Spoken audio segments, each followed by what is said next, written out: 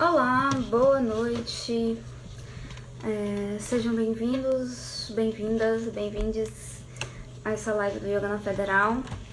A live de hoje vai ser com a professora Camila Laurentino e a gente vai falar sobre depressão pós-parto e como o yoga foi importante na trajetória da Camila para a superação da depressão pós-parto.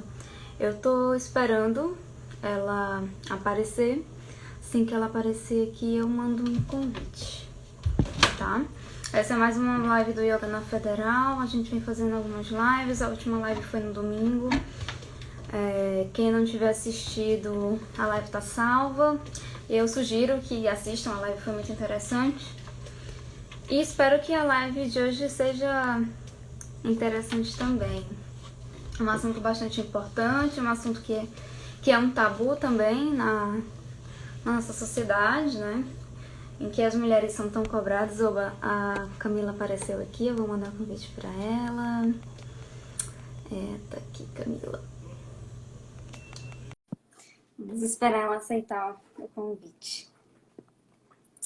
E é isso, Camila. Ai, Camila, seja bem-vinda. Boa noite. Boa noite. Que prazer te receber aqui no projeto para mais uma live, né? E um assunto tão importante que a gente vai falar hoje, que é da depressão pós-parto. Na verdade, nas lives, eu sou sempre a ouvinte da live, né? Eu sempre fico ouvindo o que as pessoas têm para dizer sobre determinado assunto. Eu já apresentei a live para as pessoas e aí eu já vou passar a palavra para ti, vou pedir para você se apresentar. Primeiro eu queria te agradecer por ter aceitado o convite do Yoga na Federal para fazer essa live. Eu sei que esse assunto não é um assunto tão confortável de a gente conversar, mas acredito que vai ser um assunto assim, muito importante, principalmente para as mulheres, para as que já são mães, para as que querem ser mães, né? E talvez até para quem não quer ser mãe, mas em algum momento pode se deparar com uma situação Mas e todo mundo veio de uma mãe, né? todo mundo é filho de uma mãe, né? É, é isso aí. Então tá bom, falei bastante. Camila, se apresenta, fala um pouco de ti, É, da tua trajetória no yoga. bom, eu conheci a prática de yoga em 2013, né? Eu já tinha uma filha de Maria Clara, tinha 5 anos. E quando eu comecei a praticar, assim, eu não tinha ideia do que era o yoga, né? Não fazia ideia. Como a maioria das pessoas que não sabem nada sobre o que é a prática, eu tinha aquela ideia de, é algo parado para eu ficar zen, né? Não é para mim, eu pensava.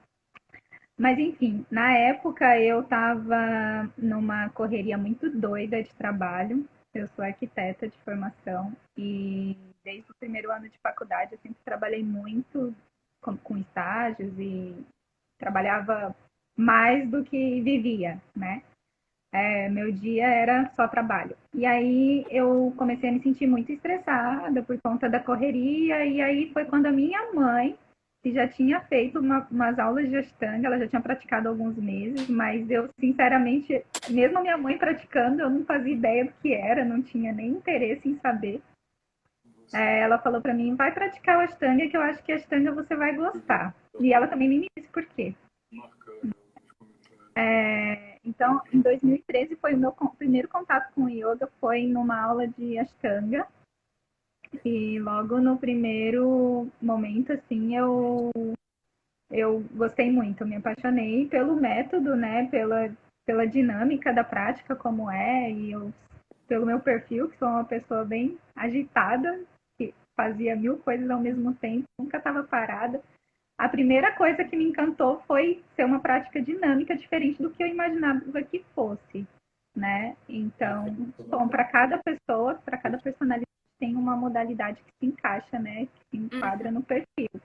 Essa foi a minha, assim. Mas na verdade eu nunca nem fiz outra prática de outras modalidades, né? O que eu vou falar aqui hoje é baseado na minha experiência com a prática de Ashtanga, mas a gente sabe que toda prática de yoga leva para o mesmo objetivo, que é o autoconhecimento e a evolução pessoal, o autoestudo, observação, enfim. E aí, comecei a praticar em 2013, falando um pouco da minha trajetória, muitos poucos meses, assim, com menos de um ano, acho que com 8 meses de prática, eu já estava estudando para ser assistente da minha professora, Uhum. lá no estúdio onde eu praticava. E aí, com pouco tempo logo depois, né? Então, eu comecei a praticar em 2013, em 2014 eu já estava dando aula, sendo assistente e dava algumas aulas no estúdio. E em 2015 eu engravidei da minha segunda filha. Eu pratiquei durante toda a gestação, e foi ótimo, porque até costumo dizer que eu nem lembro como era a minha prática antes de estar gestante, porque mudou completamente, eu tinha uma outra consciência e tal. Mas mesmo assim, ainda tinha muito pouco tempo de prática, de trajetória dentro da minha prática pessoal, para estar ensinando, né? Digamos assim. Então, quando eu engravidei, continuei praticando, foi maravilhoso. Eu pratiquei até o final da gestação. A prática tem diversos benefícios, tanto físicos como mental, né? E, e eu fiquei tranquila em relação ao parto. Me preparou muito pro parto em si. Né? A Alice nasceu em casa, tive um parto tranquilo, normal, a gestação foi super tranquila, também não tive nenhuma complicação. E só que quando a Alice nasceu, eu não consegui sustentar a minha prática pessoal, né? Eu, eu não sei nem como linkar as duas coisas, assim, mas falando da trajetória e depois de como eu fui parar na depressão pós-parto, né? Porque é engraçado, é até difícil falar sobre isso, porque a gente vive dizendo que o yoga te prepara e te deixa com uma mente mais saudável, com uma clareza mental e, de certa forma, te ajuda a manter um discernimento das coisas. Porém, não é assim de um dia para o outro, né? Meu professor sempre fala, Lucas, que se você quiser se transformar, né? Você tem que ter paciência e não vai ser de um dia para o outro, isso vai levar um tempo. Então, digamos que eu tinha quase 30 anos de idade e 2 anos de prática, Uhum. né? Quanta coisa ali ainda tinha para ser mexido e transformado, enfim. Então eu estava numa fase, hoje eu, eu vejo assim, que eu estava numa fase de ainda deslumbramento, né? Quando a gente começa a praticar, vem aquela euforia do início de que, nossa, como isso me faz bem, porque realmente, né? A pessoa chega na primeira aula de yoga, ela sempre vai sair melhor do que como ela chegou, não tem como ela sair pior, ela sempre vai fazer bem. Então, existe no início, quando a gente entra nessa jornada, porque eu acredito que é uma jornada para a vida toda, né? É uma prática, eu acho que todas as modalidades, mas falando do Ashtanga, que é o que eu pratico e o que eu ensino, para a vida toda. A gente não aprende algo e ali, pronto, ali é o fim da linha e agora eu vou ensinar o que eu sei. Você vai continuar praticando, vai continuar nessa jornada, vai continuar se transformando dia após dia. Isso não tem fim, é para a vida, né? A gente vai Porque aprendendo, né? Sempre. cada dia é um dia, né? A vida vai acontecendo, as coisas vão mudando e nada é permanente. Então, a gente pratica yoga não para se tornar uma pessoa zen e good vibes e resolver todos os problemas da vida. Né? A gente pratica para ter um preparo melhor para enfrentar os problemas da vida, porque eles sempre vão existir, né? A gente resolve um, vem outro. Então, o que muda é a forma como a gente lida com eles.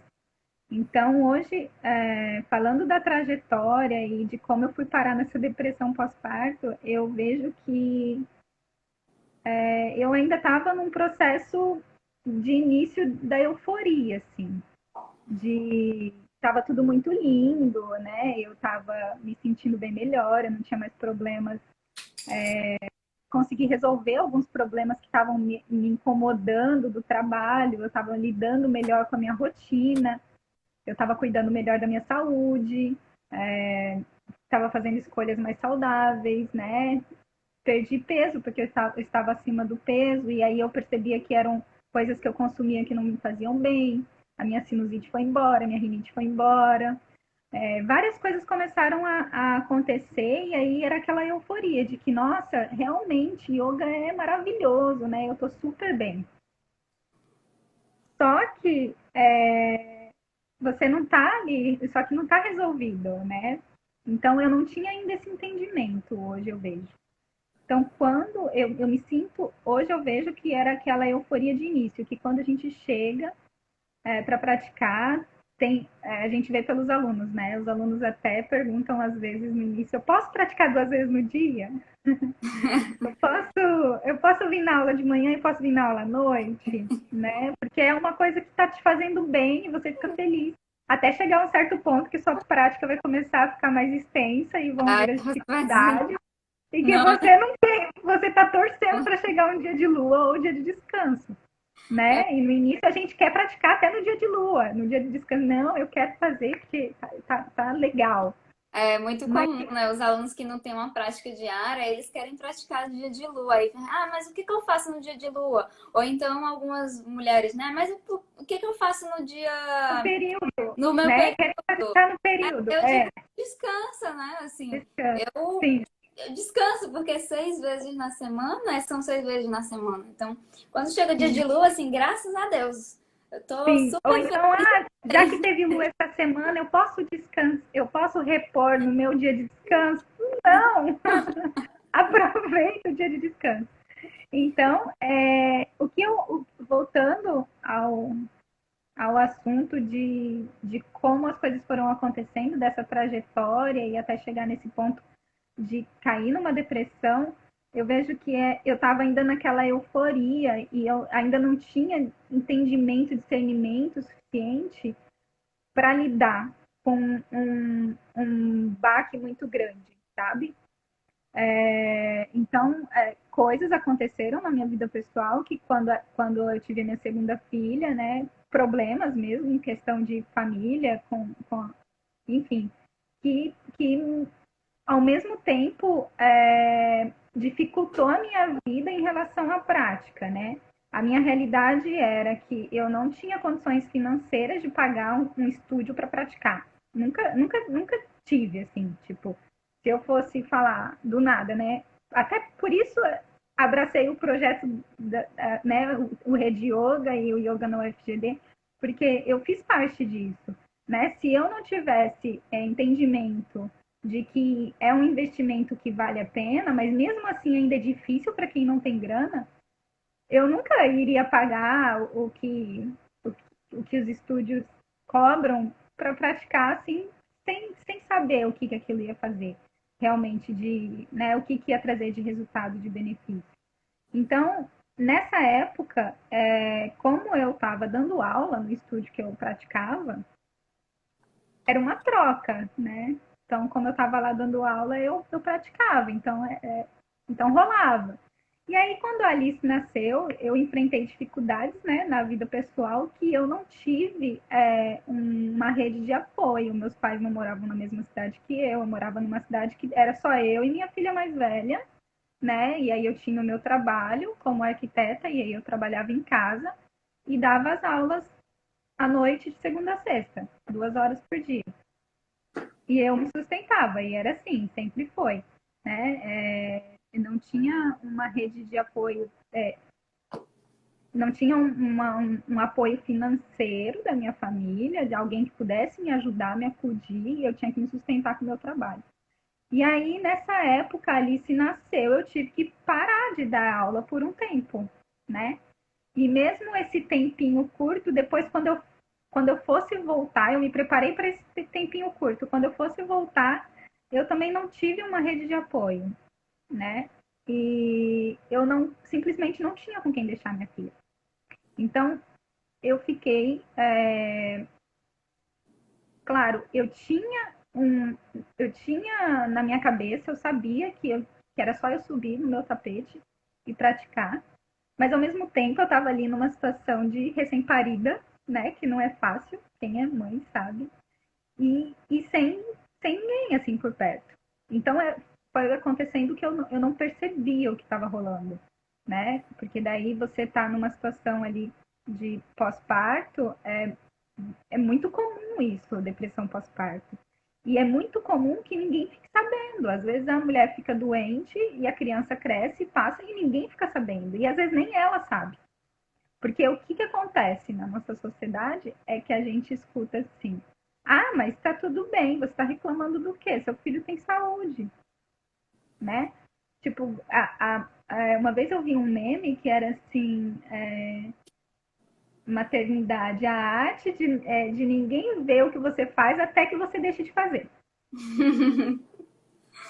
Porque Eu ninguém. sempre, durante essa pandemia, né, eu sou, o Marcos diz que eu sou bastante pessimista para algumas coisas, mas eu escuto, né, eu gosto de ouvir, principalmente relatos de mulheres com assuntos que dizem respeito à maternidade, esse tipo de coisa, né, isso é uma coisa que me interessa, né, eu sou potencialmente uma mulher que vai se tornar mãe, então são assuntos que eu acho que eu deveria saber. E aí, durante esse período de quarentena, né, bombaram as lives e tal, e eu assistia várias lives, né, sobre puerpério, né, e sobre depressão pós-parto. E aí eu tava vendo, né, como que, assim, eu já sabia desse lado, dessa cobrança com a mulher, né, porque a mulher que pare e que amamenta e que a sociedade cobra muito dela Tem que e dar que conta de tudo, né? ela se sobrecarrega muito, né? Ela se sobrecarrega, ela é sobrecarregada. Existe E toda sem uma perceber, né? expectativa, né? Uhum. E A aí eu. gente mesmo se cobra, a gente se coloca nesse. A gente é cultural, né? Então a gente cresce já achando que a gente tem que dar conta de tudo. A gente, enquanto mulher, às vezes, nem sendo só mãe, né? A gente cresce já achando que a gente tem que dar conta de tudo. Então é difícil quando você está nesse. Quando tá, na sua pele, você Uhum. perceber isso, porque você se torna a pessoa que se cobra, né? É, a Você se gente, culpa, eu você acho se que tem culpa. aquela coisa, né? Tipo, você tem ali alguém para cobrar, né? Tem em determinado momento da vida você tem os pais para cobrar. E aí aí você aprende tão bem com eles que quando eles Sim, desaparecem, você mesmo assume esse papel, né? E eu acho que sim, com as mulheres acaba sendo pior, né? e aí você acaba não dando conta e você se culpa. Então, esse lance de ficar doente numa depressão, num pós-parto, é complicado, porque você já está num momento fisiologicamente dizendo mais sensível, né? Os hormônios e, tipo, tudo muda. Porra, desculpa, tem uma pessoa dentro de uma pessoa, você gera uma outra vida, então muita coisa é transformada, é mexido ali dentro. E aí você já está nessa situação que nem você às vezes entende suas emoções ou o que está acontecendo ali. E ao mesmo tempo, você sempre ouviu a vida toda, né? E é uma coisa muito engraçada, porque às vezes não é nem dito com claramente, é mensagem subliminar, né? Tipo, a gente é treinado para isso, tipo, para dar conta de tudo. E aí você começa a se cobrar. Então eu me vi assim numa situação que não tive uma rede de apoio, não tinha ninguém ali do meu lado para me ajudar e eu, beleza, não, né, tipo, não via nem isso como um problema, ainda achava que a culpa era minha. né? Tipo, daquela situação toda, que eu fiz errado. E aí você começa a, sem perceber, se colocar nesse lugar tipo, de se culpar mesmo. E aí, mesmo eu sabendo que eu tinha meu tapete, que eu podia subir no tapete, arrumar um tempo e dar prioridade para isso e praticar, porque eu sabia que aquilo ia me fazer bem, eu não conseguia fazer isso, né? Não conseguia. Eu tinha duas crianças em casa e eu tinha que trabalhar para ganhar dinheiro para pagar as contas. E aí eu tinha perdido um dos trabalhos, porque fazia, era parte da minha renda para manter a casa, dar as aulas, né? Algo que hoje eu vejo que eu comecei bem precipitadamente, assim, tipo, cair de paraquedas total, né? Como que em menos de um ano de prática vou dar aula. Tipo, mal tinha vivido a minha prática, apesar de ter, de certa forma, avançado, isso avançado que a gente está dizendo, já fazia a série toda, mas isso não quer dizer nada, né? A gente sabe que uma prática avançada não é a quantidade de posturas que a gente faz, e sim é como a gente faz e o que a gente está, a nossa vivência e experiência dentro da prática, né? Nossa maturidade dentro da prática, na verdade. E eu não tinha essa maturidade. Então, e aí eu perdi esse trabalho que era importantíssimo. Aí durante o dia não dava conta de trabalhar com um bebê em casa e ainda tinha outra criança. Então foram vindo outros problemas, tipo, não dava conta de pagar meu aluguel. Então era um monte de coisa ao mesmo tempo agora que foi contribuindo, assim, sabe? E o que é que faz essa mulher sobrecarregada, né? E assim, quando eu me dei conta, isso durou. Isso foi um processo assim, de até eu me dar conta, até eu me dar conta não, no fundo eu sabia, assim, mas eu não admitia, sabe? Tipo, eu não falava eu tô doente, né? Às vezes minha família tentava se aproximar de mim e eu não deixava, né? Então, porque a gente fica com vergonha, né? Uhum. A gente se culpa e a gente acha que a culpa é nossa e fica com vergonha e fala, não, eu tenho que dar um jeito sozinho. E aí, quando eu percebi, assim, quando eu me dei conta, já se tinham passado, a Alice nasceu em 2015, tinham se passado 2 anos e meio, um pouquinho mais de 2 anos e meio. Foi quando a situação ficou, assim, insustentável. Tipo, eu cheguei a pesar 39 quilos. Nossa. Tipo, isso não é o peso nem da minha filha de 12 anos, né? E eu já estava muito mal, assim, as pessoas percebiam, mas eu mesma não conseguia perceber, sabe? Que era tão grave assim. E aí foi E, quando. e eu ia só perguntar, assim, né, com relação a isso. Até mesmo para ajudar outras pessoas, né, a detectar os sintomas, né? Quais sintomas que tu tinha e que tu ignorava, assim, esse tempo todo, nessa condição muito difícil, mas maquiando ali aquela É, situação. o maior. Isso é como. Assim, eu. Pra ser bem sincera, assim, tipo, eu nunca fui estudar a respeito. Eu nunca li. Às vezes, minha mãe, algumas pessoas diziam: ah, você tem que conversar com alguém, procurar uma ajuda, um psicólogo. Mas eu sou muito teimosa. E aí eu não ia. E, tipo, eu acho que, tipo, não é. E aí é uma coisa muito pessoal mesmo. Tipo, eu não ia. Eu não iria. Até hoje, eu não iria. Tipo, eu encontrei a minha terapia na prática de Ashtanga. Mas, então, eu tinha esse perfil de ser muito fechada, de resolver tudo sozinha, de não me abrir muito com as pessoas, tanto que eu me deu uns 5 tipos de dor de barriga de estar aqui falando hoje, porque eu não falo as coisas. Eu comecei, ó, faz 3 anos que eu comecei a me tratar, digamos assim, através da prática de Ashtanga. E é a primeira vez que eu tô falando abertamente sobre isso, assim, tipo, eu não converso nem com minha família. Então é bem difícil mesmo. Então isso é uma Imagino, coisa, sim. isso Eu é uma nunca coisa, passei por isso, mas eu imagino que não deva ser fácil. mas é uma coisa da minha personalidade. Tem pessoas que têm mais facilidade para conversar e para se abrir. Então, como eu tinha esse perfil, sempre tive esse perfil, demorou para eu aceitar isso, né? Eu queria resolver. Eu sabia que tinha alguma coisa errada, porque os sintomas, eu sentia muito desânimo, não conseguia subir no tapete para praticar. E eu mesmo tendo uma prática, não tinha maturidade, eu sei disso, hoje eu vejo que eu não tinha maturidade na prática, mas eu já tinha uma prática de 6 vezes na semana. Eu tinha disciplina, né? Eu praticava todos os dias, porque eu dava aula todos os dias, então eu praticava todos os dias. Mas eu não tinha força, então era tipo muito desânimo, muita tristeza e pensamentos nebulosos de coisas horríveis mesmo, de chegar a pensar, se eu me matar aqui, o bebê vai ficar sozinho, e aí quem que vai encontrar o bebê? Ah, sabe, umas coisas assim É, terríveis. é uma... Então, coisas horríveis mesmo. E eram esses tipos de sintomas, assim, tipo, ao mesmo tempo que eu sentia isso, eu percebia, mas eu meio que ignorava, porque era aquela coisa de, isso é um problema meu, né? O que alguém tem a ver com isso? As pessoas perguntavam, tá tudo bem, né? Porque eu tava super magra. Tipo, era nítido que eu tava doente, né? As pessoas perguntavam, tá tudo bem? Tá tudo bem. Né? Porque a gente não.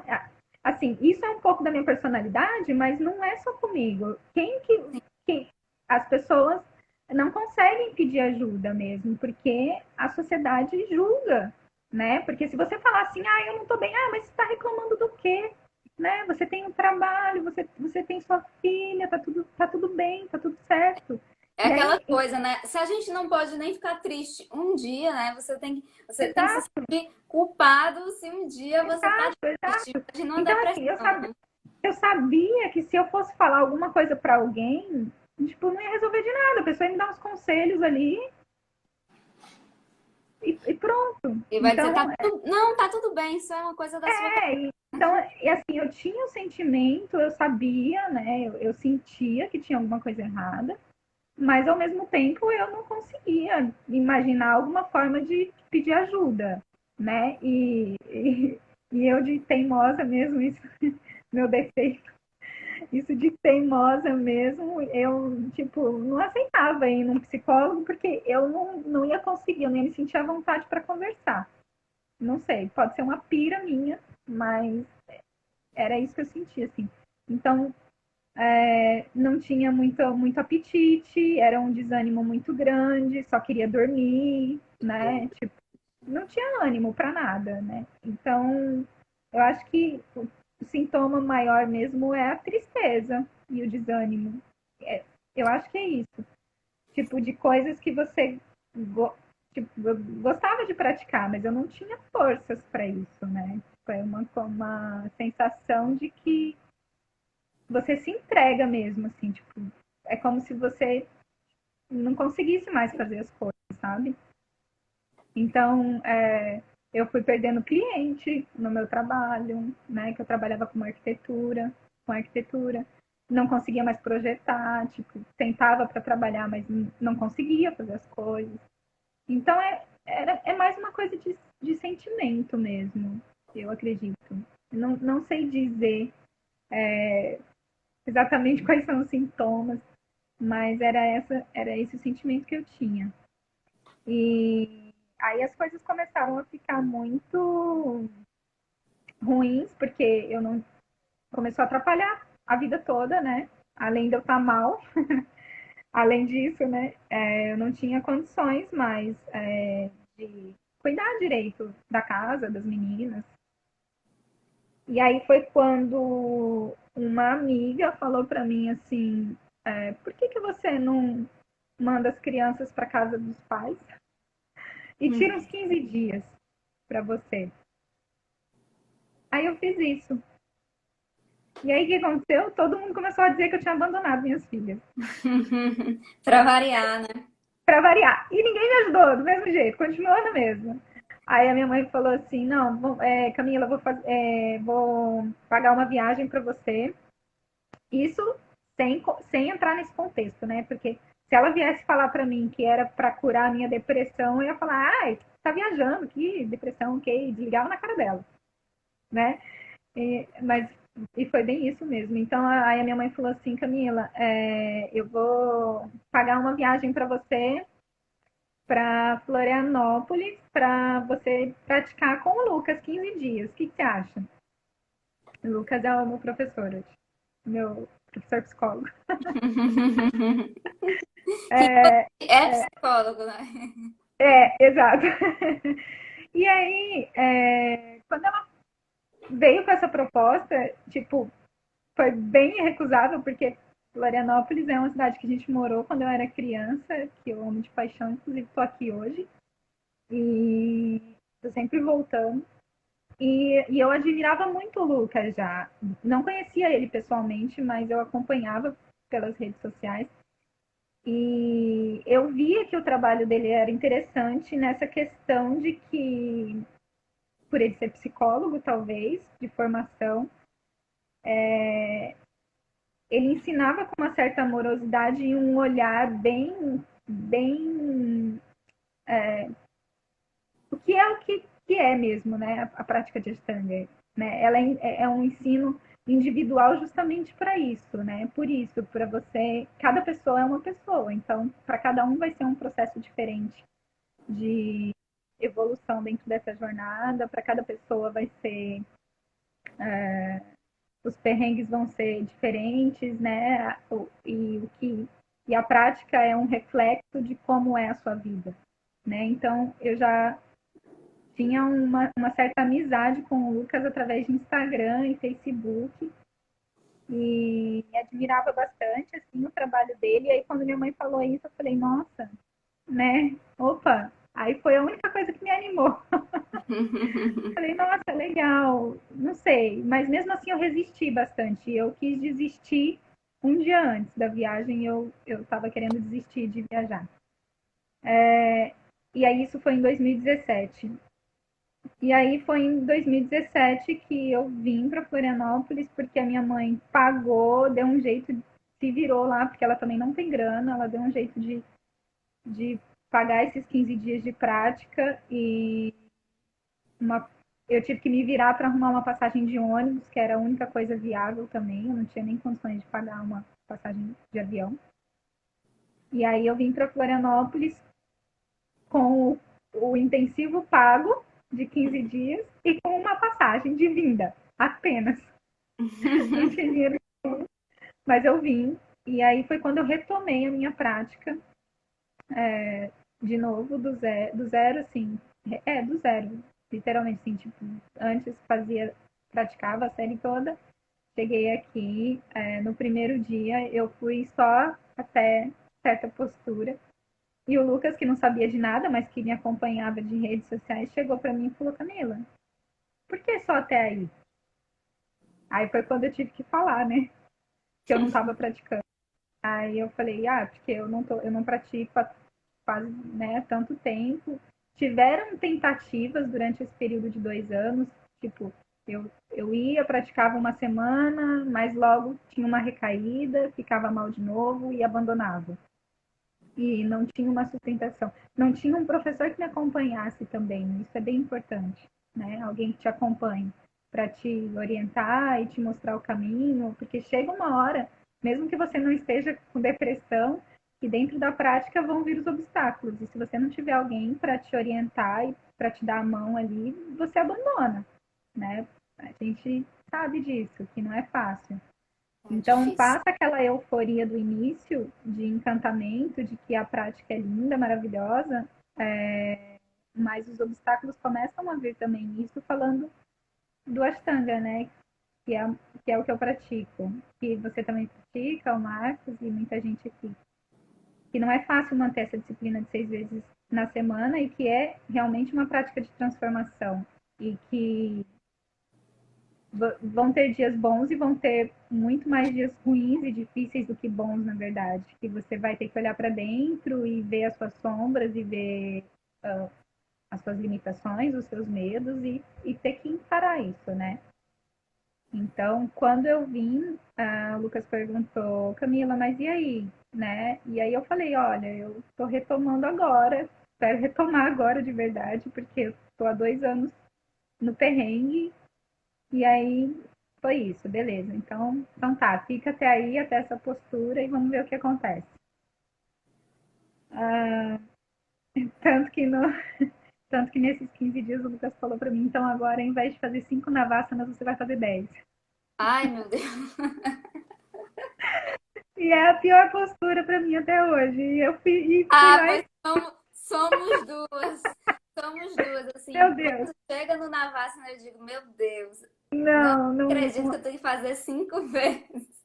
Então, pois é, eu nem sei como é que foi que eu fiz 10, mas eu fiz. Então, a partir daquele momento ali, foram 15 dias que, no intensivo, né, e ali, o Lucas ali, a gente, no primeiro dia depois da prática, a gente deu uma conversada, eu contei toda a história para ele. E desde então, ele é meu professor. E aí, durante esses 15 dias, assim, eu tive, até por estar numa imersão, né, num intensivo, só fazendo isso, não tinha que me preocupar com outras coisas. Come... Cheguei aqui, liguei para uma amiga e pedi para ela começar a vender as coisas da minha casa para me manter aqui. Foi assim que eu fiquei. Ela foi vendendo as minhas coisas e me mandando dinheiro. Ai, ai. E aí, Agora é engraçado, né? Agora é engraçado. agora é engraçado. Mas foi difícil, mas deu certo. E aí, né, durante esses 15 dias, eu comecei essa retomada. E aí, foi isso que aconteceu. Até hoje eu não me sinto assim, até assistindo a live do Marcelo, foi quando eu comentei, né? Ele estava falando sobre depressão e aí eu soltei um comentário, até brinquei depois, o que eu fui falar? Agora eu vou ter que falar para um monte de gente. Ah, mas é tão importante, assim, porque eu acho Sim, que muita gente, eu acho que principalmente as mulheres, e quando se trata de maternidade, né? Eu já falei que eu não sou mãe, assim, né? Eu sou mãe de pet. Não funciona, não funciona da mesma forma. Mas, assim, o quanto que a mulher, ela é cobrada, né? Principalmente no aspecto mãe, porque a mãe tem que ser perfeita, né? Porque a gente tem aquela, principalmente eu acho que aqui, né, no país cristão, a gente tem a imagem da mãe perfeita, né, que é a mãe de Jesus. E aí você tem que imitar aquela figura. E eu acho que quando a mulher entra no processo, eu acho que existem duas pressões, né? Tipo, tem uma pressão da mulher que, na verdade são várias, né? Tem a mulher que ela é crucificada se ela não quer ter filho. Tem a sim. mulher que também vai se sentir muito mal se ela não consegue ter filho, né? Porque a sociedade cobra muito e tem a mãe, né? E aí quando você passa para esse outro estágio da mãe, então assim, você tem que dar conta do mundo e você tem que ser perfeito, né? E aí é onde está o problema, porque ninguém é perfeito. As mães não Exato, são perfeitas, né? E aí exatamente. eu vi muitas lives assim, né, sobre maternidade nesse período de reclusão social. E aí eu tava vendo como que é difícil, né? A questão do puerpério ali, como as mulheres se sentem desamparadas, né? E meio que enlouquecendo, perdendo a noção de coisas, assim. Principalmente quando elas não têm uma rede de apoio, né? E aí uma coisa que eu percebi, assim, nas lives, é o quanto que as pessoas frisavam a importância dessa rede de apoio. Principalmente nesse período inicial. E aí eu fiquei muito impressionada com como assim? Praticamente teve um puerpério de 2 anos, né? 2 anos e. 2 anos Não, e meio. não, é até hoje. Até hoje. Eu não me sinto. é, se eu vou falar bem a verdade. Eu não gosto do domingo porque não tem a prática. E eu tenho medo de como eu vou me sentir no domingo. Isso é Porque, duro, né? porque é uma coisa assim. Eu sou mal-humorada, não parece, mas eu sou mal-humorada. Eu sou da minha natureza, assim, não sei se é da minha natureza. Eu sempre fui, por algum motivo da vida, mais mal-humorada dentro de casa comigo mesma. Então, assim, as pessoas, lógico, cada pessoa é uma pessoa. E as pessoas têm uma tendência, né? Na live do Marcelo ele falou isso também. eu acho que eu sempre tive uma tendência depressiva, assim. Tipo, se eu for pensar durante a minha vida toda, né? Adolescência, na minha infância, e assim, meus irmãos brincam, né? Graças a Deus a Camila começou a praticar yoga, porque ninguém aguentava de chata. Então, assim, eu hoje é uma sensação bem lá no fundinho, assim, mas tipo, eu me sinto mal-humorada no domingo. Eu acordo mais tarde, eu me sinto. Não que eu fique mal-humorada e chata com todo mundo, mas eu sinto. Então, assim, eu não acho que eu sarei. É uma terapia diária, Uma entendeu? terapia de. Às vezes o que se aflorou ali no pós-parto era algo que eu já tinha tendência, que já estava em mim, né? E aí foi um estupim, E né? aí Foi, surgiram as condições favoráveis para o aí surgimento foi, aí tudo dos sintomas. contribuiu. Tudo contribuiu. Então, assim, quando eu falo que é uma terapia diária, tipo, é mesmo, de verdade, eu não tô brincando. Tipo, Deus me livre eu ficar sem praticar. Eu não tenho mais coragem de não praticar. Então, pode ser o pior dia que for, pode ser o pior dia que for, mas eu vou levantar e vou fazer minha prática. Porque depois disso, de ficar 2 anos nesse pós-parto terrível, de, sabe, e assim, é uma coisa que eu não sei expressar em palavras, não dá para explicar o sentimento, né? Mas é uma coisa, é muito interno mesmo, é uma doença muito perigosa, porque ela fica camuflada. Eu acho que é difícil de perceber que você está com depressão.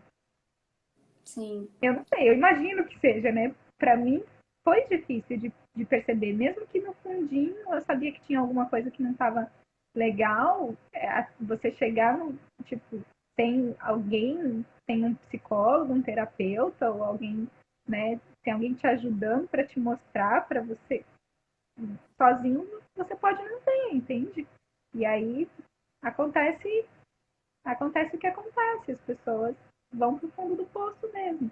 E aí, se você tem uma tendência à, à dependência, por exemplo, você vai usar droga, ou você vai tomar remédio e vai, sabe, e vai ficar nesse ciclo vicioso. Então, quando eu falo que yoga é minha terapia diária, é porque é isso mesmo.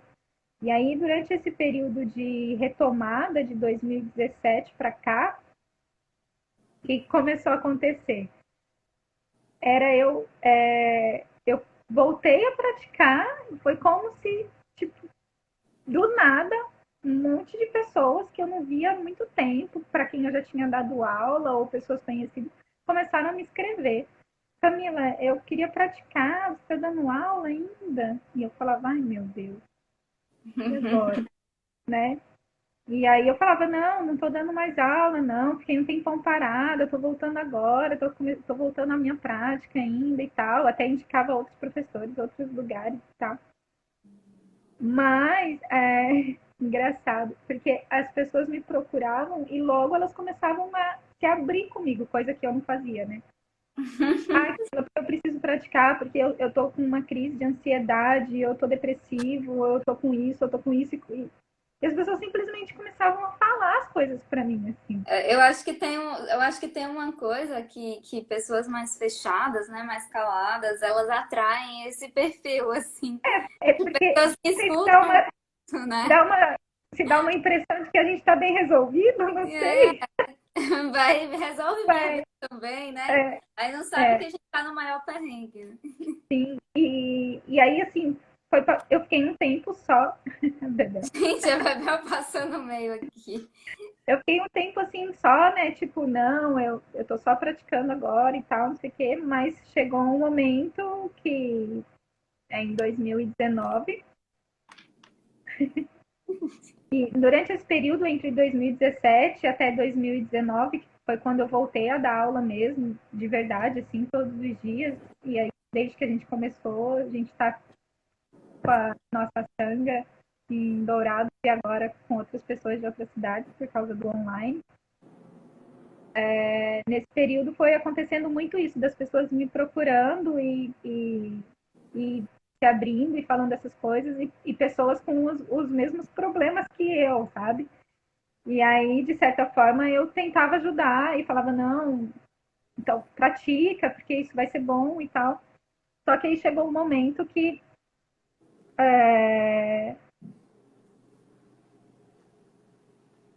como que eu posso dizer?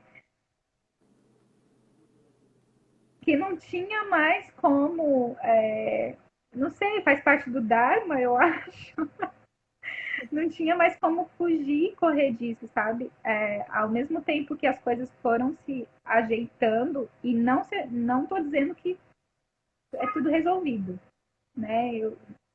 Eu gosto de falar para os alunos que quando alguém vem falar para mim, né, nossa, hoje foi difícil e tal, eu falo, nossa, estamos juntos. Para mim também foi terrível. Ah, é porque eu não sei o que está acontecendo essa semana, eu não estou conseguindo, nossa, está muito difícil, pensei em abandonar. Aí coincide com coisas que acontecem comigo, sabe? Então, assim, eu nem gosto muito de aparecer muito, assim, tipo, ai, como professora, porque eu tô ali aprendendo junto com os meus alunos, né? Tipo, é uma troca. Eu sempre É, gosto de encarar isso como uma troca mesmo, porque a a gente gente tá tem, de a verdade. gente tem muita figura do professor na plenitude, né? Que o professor é Não, gente, super pelo pleno, amor de vai Deus, lá, faz a prática dele maravilhosa e sai tudo não, perfeito, né? Assim, tem exatamente. dias que é super difícil. Assim, geralmente é mais difícil do que fácil, né? A realidade é que, no geral, é mais difícil do que fácil, mas aí a gente sabe dos benefícios da prática, né? Camila tem umas perguntas aqui. E alguém perguntou se você tinha praticado Ashtanga na gravidez. Se tinha Sim, sido Ashtanga mesmo. sim, Sim, sim. né? Eu só pratiquei Ashtanga a minha vida toda. Eu fiz uma aula para gestante, não dei conta de ficar, porque eu já era praticante de Ashtanga quando eu engravidei. Eu até fiz um curso de Hatha Vinyasa, mas assim, eu só fui para as aulas, mal fiz as tarefas, não pratiquei as tarefas de casa, porque eu já praticava Ashtanga 6 vezes no dia. Da onde que eu ia tirar um dia para fazer outra prática? Não colou, então não deu certo. Eu pratiquei Ashtanga. Quando a gente é praticante de Ashtanga e a gente engravida e já tem uma prática constante e regular, bem assistida também, né? Tem um professor que está te orientando. Tudo bem você continuar com a prática de Ashtanga, né? Não é legal você engravidar e iniciar na prática de Ashtanga, né? Mas eu já tinha uma prática regular e aí eu continuei praticando Ashtanga todos os dias até o 8º mês. Quando eu estava com 8 meses de gestação, eu comecei a sentir algumas dores no pé da barriga, acho que já estava muito cansada. E aí no último mês eu descansei. Talvez eu não deveria ter parado esse mês. Mas enfim, foi uma recomendação médica que eu ouvi e eu estava realmente me sentindo bem cansada, mas eu pratiquei Ashtanga durante a gravidez e foi maravilhoso, porque me deu um preparo para o parto Aí, e Camila, foi. vamos para mais umas outras perguntinhas aqui, que é uma tentativa, né, de ajudar talvez alguém que esteja na mesma situação, né? Existem pessoas que têm muita dificuldade de pedir ajuda. Eu me coloco nesse lugar também, sou bem complicada de pedir ajuda e às vezes a gente precisa, né? Ou às vezes, ou quase sempre, a gente precisa de ajuda, mesmo que a gente não queira admitir. Ainda mais quando você está numa situação de um processo depressivo, né? E aí, o que tu indicaria, assim, a pessoa fazer quando ela sentir esses sintomas, né? Que ela sabe que ela não tá bem, assim, independente do sintoma que seja, mas ela sabe que ela não tá bem. O que ela fazer? Se tem alguma recomendação que tu daria, assim, pra prevenir? Alguma coisa que que falhou contigo, que tu acha que poderia ter... Se aquilo tivesse acontecido de outra forma, se tivesse sido melhor, talvez eu não tivesse entrado nessa situação. E quando acontecer assim no fundo do poço mesmo, assim, no lugar que a pessoa chega, né, na depressão, o que fazer, né? Onde é que tá, assim, né? Uma luz no fim do túnel, assim, como... Olha, Rochelle, eu acho que não tem muita alternativa a não ser realmente pedir ajuda. Eu não, eu, eu não consigo imaginar de outra forma, né? Porque, e aí é que está a dificuldade, porque é cultural, é uma coisa que a gente não aprendeu a pedir ajuda, mas não é nem isso, a gente não aprendeu a gente, enquanto mulher dentro da sociedade, mãe, a gente sofre essa pressão de que a gente tem que estar bem e dar conta de tudo. Então, eu acho que isso é algo que atrapalha esse lance de pedir ajuda, porque a gente, enquanto mãe, é lógico que a gente quer dar conta e resolver tudo, né? Apesar de não ter que fazer tudo isso sozinha, mas a gente fica tentando até não dar mais, né? Eu diria. Então, eu acho que a gente tem que começar a enxergar que é isso que a gente tem que fazer, que a gente tem que pedir ajuda mesmo. E eu não vejo outra saída. Mas é um alerta também, é uma coisa que as pessoas em volta têm que olhar para isso também, né? Porque não é só a pessoa que está doente que tem que pedir ajuda, ela está sendo colocada ainda na mesma posição de que ela tem que se virar sozinha, não é? Então, as pessoas que estão em volta que tem que, acho que o mundo inteiro tem que aprender que quando você vai oferecer ajuda para uma pessoa, não é dizendo para ela o que ela tem que fazer, né? Tipo, chegar com um conselho. Ah, mas você tem que vai fazer isso que você vai se sentir bem. Eu acho que tem que ser uma ajuda efetiva, né? Tipo, tipo o que minha mãe fez. Ela foi lá e comprou o negócio e falou: tá aqui, vai. Isso foi uma ajuda efetiva. Ela não chegou antes e perguntou assim: o que você acha? Você quer? Porque muitas das vezes a pessoa fala assim: ah, não precisa, não quero, né? É isso, porque as pessoas oferecem ajuda, mas assim, de uma forma falando, eu acho que você deveria fazer isso. assim, Só a que pessoa você ela vai continua continuar. naquela posição de que você que tem que fazer, E às vezes entende? a gente tem que ser arrastado mesmo, né? A Alguém gente tem tem que que ser arrastado. E, tipo, eu acho que é uma pegar e coisa olha, faz isso. que as pessoas em volta têm que olhar para essas pessoas que estão doentes, né? Porque né, chega nesse momento que você está doente, todo mundo some. Todo mundo some. Todo mundo é seu amigo quando você está bem. A hora que você fica mal, ai, fulano tá chato, fulano tá estranho. Aí só pergunta, você tá bem? Quer alguma coisa? Tem que ser uma coisa mais proativa, né? Tem que Olha, ser uma é isso proativa, aqui exato. e vamos Exato. fazer agora, né? É isso aqui e vamos fazer agora. Infelizmente, eu acho que é isso, porque não sei, realmente assim, não sei nem se eu respondi. Eu acho que na verdade não tem Não tenho uma a receita resposta. de bolo, né? Eu acho que não tem uma receita de bolo. Assim, é claro que a gente sempre vai dizer, procura um psicólogo, né? Mas nem Mas sempre você vai também a falar isso para uma pessoa, terapia vai você está funcionar para colocando todo ainda a pessoa na posição de que ela tem que se virar para achar um psicólogo. Vai procurar ajuda. e ela já está nessa posição de que ela não consegue sair Eu do acho lugar, né? Então exato. Se é você meio conhece, que condenar, é uma está de condenada a cair. simpatia também, né? Você conhece uma pessoa que está nessa situação, cara, não eu acho que é olhar por outra perspectiva, sabe? O que eu posso fazer na vida dessa pessoa como ela está hoje que vai ajudar, que vai melhorar o dia dela? Tipo, não pense em resolver o problema para sempre, mas o que você pode fazer naquele dia para ajudar aquela pessoa? Ai, fulano, eu tô livre, eu vou aí ficar com a criança para você trabalhar um pouco. Ah, eu vou aí te pegar pra gente, sei lá, pra gente ir no mercado fazer alguma coisa.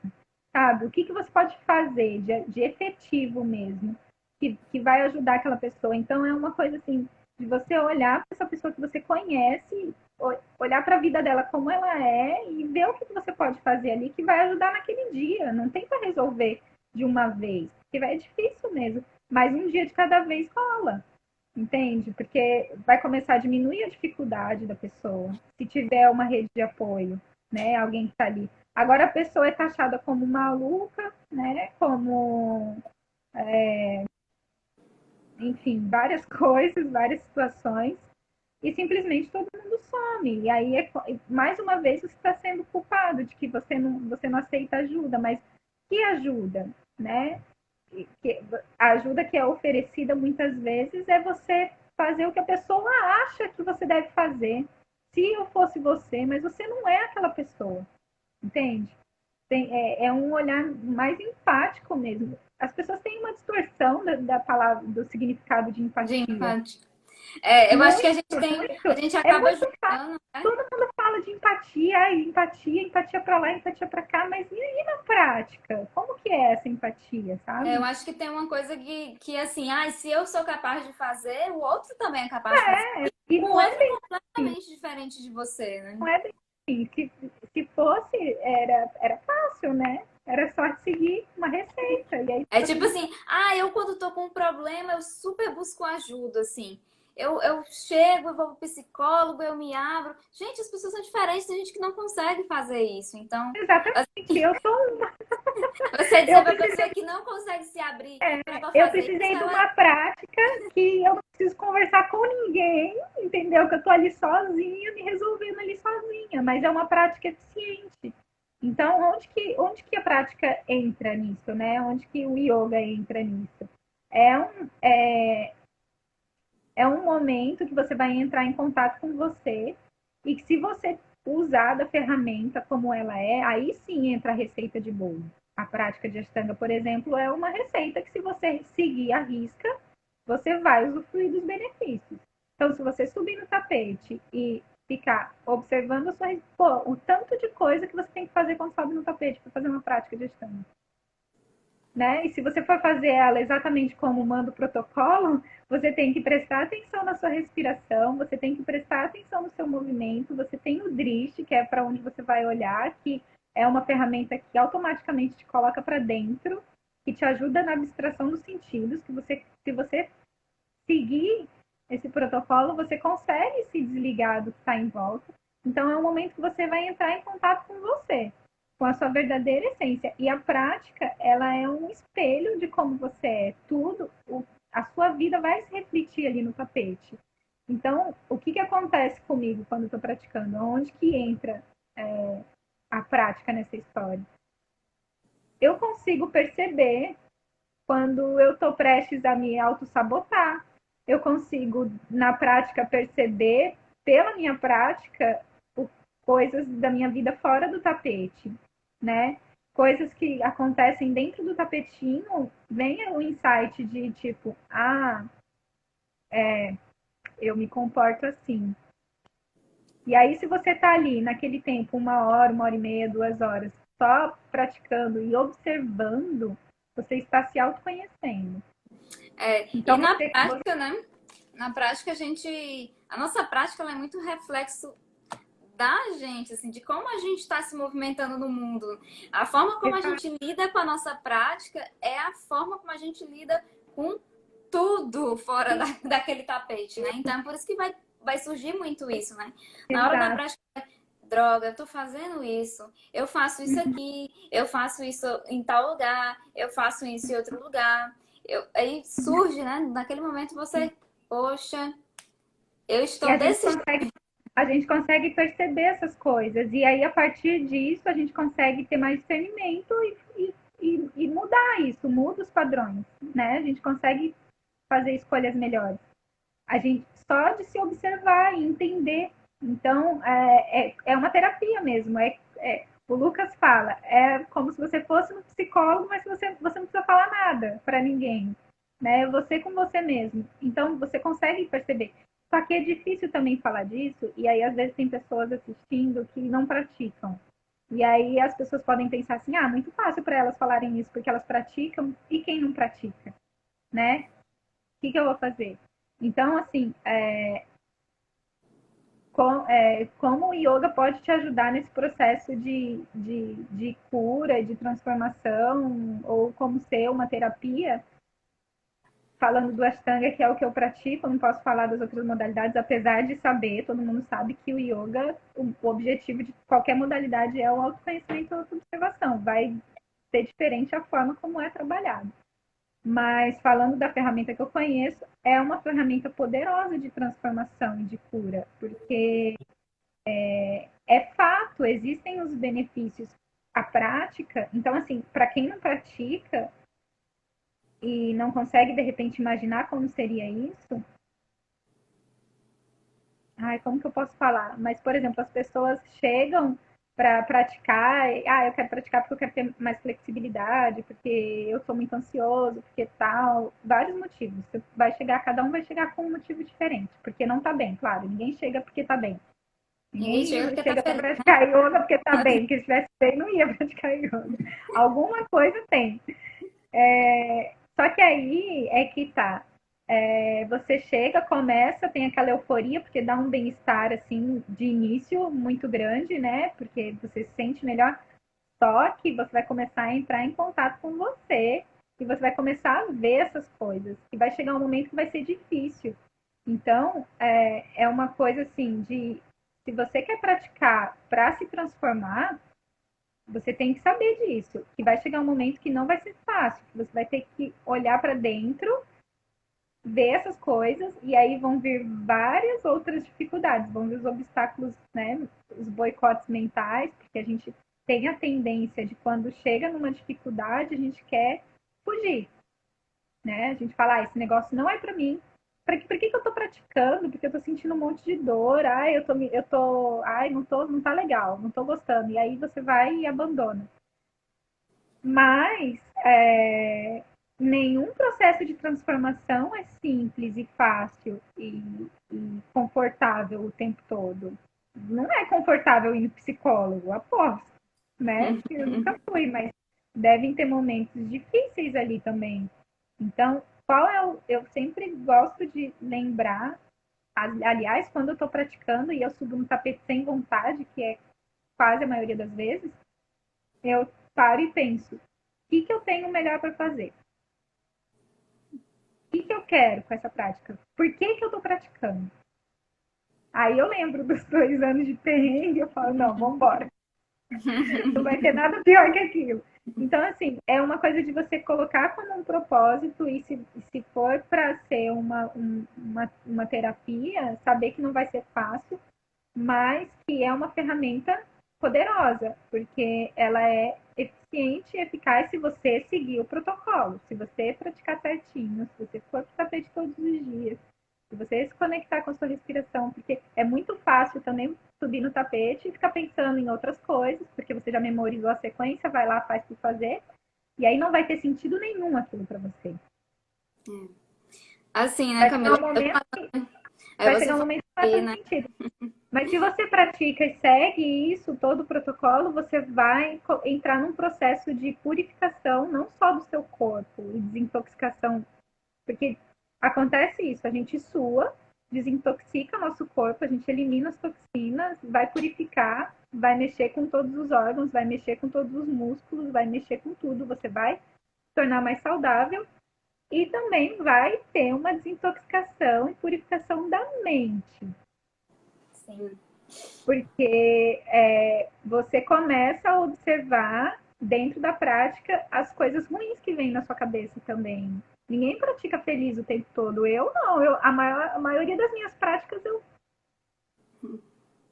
meu Deus. É um momento de queimar coisas, né? Também ali, a transformação ela Que vem você muito nessa olha e fala, nossa, coisa. olha o que eu estou pensando. Olha como que eu estou me comportando. Olha o que eu estou fazendo, né? Então acontece essa purificação da mente também. Então é um momento em que você consegue romper padrões e se libertar dessas coisas ruins que vêm também, né? Que são mentais, que estão ali.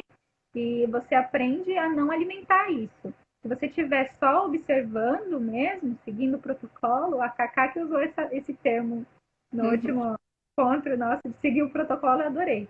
É bem isso mesmo. Se você seguir esse protocolo, você vai estar ali só se observando. E se você se permitir só se observar e deixar que a prática faça o que ela tem que fazer, você vai, aquilo vai passar, sabe? Então, Muito eu legal. procurei a prática como terapia por conta disso, assim. Não me considero uma Camila, pessoa desculpa, curada. desculpa te cortar aqui, é porque na verdade a gente já passou de 1 hora. Eu não sei quando nossa live vai acabar, né? Mas aí, e aí eu queria Mas eu só finalizei. frisar, assim, né, que a gente tá falando muito da prática de Ashtanga, né, como uma terapia, que ela funciona mesmo como uma terapia para muitas pessoas, para muitos praticantes, beneficia muita gente.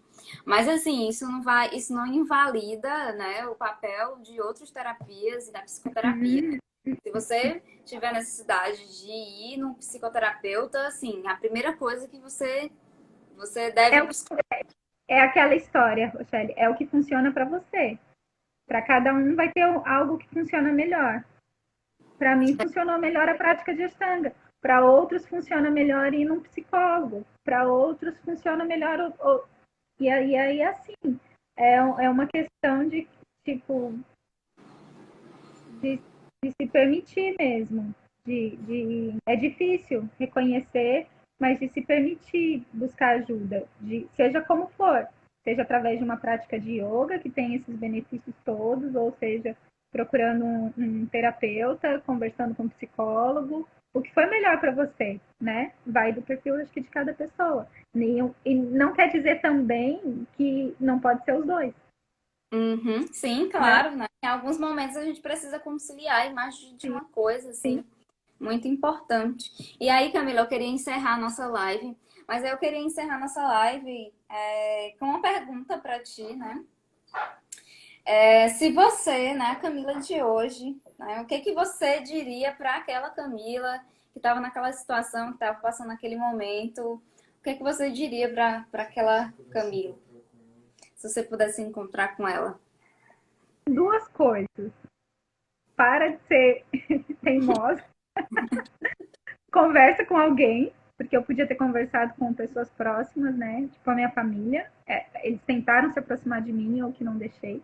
Então se pede ajuda mesmo e sobe no tapete. Ai, que lindo.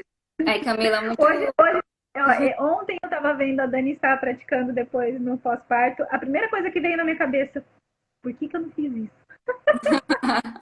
É impressionante, né? Assim. É, Mas, assim, cada pessoa tem o seu momento, tem a sua situação, né? Ou são condições diferentes, são coisas diferentes. Às vezes não é tão legal a gente comparar assim, porque aí a gente às vezes vai ficar numa posição assim de não, sim. desvantagem. E assim, tudo é como tem que ser. Cada pessoa passa pelo que tem que passar. Hoje eu dou graças a todos os perrengues, porque só por isso eu tô aqui hoje e a gente está tendo essa conversa. Então, entender também, né? Entre aceitação, o entendimento de que as coisas estão acontecendo por algum motivo. E todo momento de dificuldade é, é bom também, porque vem o aprendizado, né? Então, É verdade. já é outro assunto, né? Mas enfim, É um assunto para outra live. para outra live, exato. Mas é isso, de buscar ajuda mesmo e se permitir, de alguma forma, seja qual for, não se culpar, né? Eu acho que o maior problema de quem passa por um momento assim é também sentimento de culpa. Eu tive muito. Achava que tudo aquilo era culpa minha, né? Eu vou encerrar a live. Eu queria mais uma vez assim agradecer. Assim, eu queria te agradecer muito, né, por tu falar sobre esse assunto. Eu tenho certeza que assim, isso toca muitas pessoas, né? Muita gente passa por esse processo, tem dificuldades, depressão, seja ela pós-parto, seja depressão que não seja pós-parto. E isso é muito difícil, né, para quem está vivendo esse momento, passando por essa situação. É muito delicado. Eu acho que escutar alguém falar e se abrir dessa forma, assim, eu acho que é muito importante para que a pessoa não se sinta sozinha, não se sinta um extraterrestre ou uma coisa, né, uma coisa de outro mundo, assim. Isso não é legal, mas acontece. E se acontece, você pode não se sentir tão sozinho, né? E é isso, Camila. Muito obrigada. Um beijo para ti. Obrigada, gente. Demais. E grata a todos que participaram da live, que comentaram. Um beijo para vocês. Obrigada, Boa noite a tá, todos. gente. Todos. Tchau, tchau. Tchau.